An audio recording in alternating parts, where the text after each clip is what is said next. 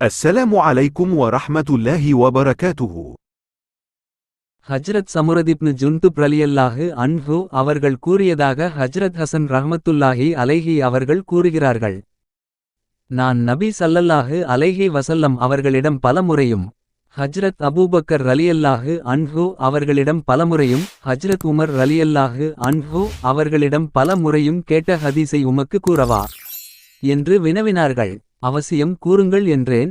எவர் காலையிலும் மாலையிலும் اللهم أنت خلقتني وأنت تهديني وأنت تطعمني وأنت تسقيني وأنت تميتني وأنت تحييني. இதன் பொருளாவது, யா அல்லாஹ், நீயே என்னை படைத்தாய், நீயே எனக்கு நேர்வழியை வழங்கக் கூடியவன், நீயே எனக்கு உணவளிக்கிறாய், நீயே எனக்கு நீர் புகட்டுகிறாய், நீயே என்னை மரணிக்க செய்வாய், நீயே என்னை திரும்ப உயிர் கொடுத்து எழுப்புவாய் என்ற துஆவை ஓதி பிறகு அல்லாஹுத்தாலாவிடம் எதை கேட்டாலும் அல்லாஹுத்தாலா அவருக்கு அதை நிச்சயம் கொடுத்து விடுவான் என்றார்கள். ஹஜ்ரத் அப்துல்லாஹ் இப்னு சலாம் ரலியல்லாஹு அன்ஹு அவர்கள் கூறுகிறார்கள்.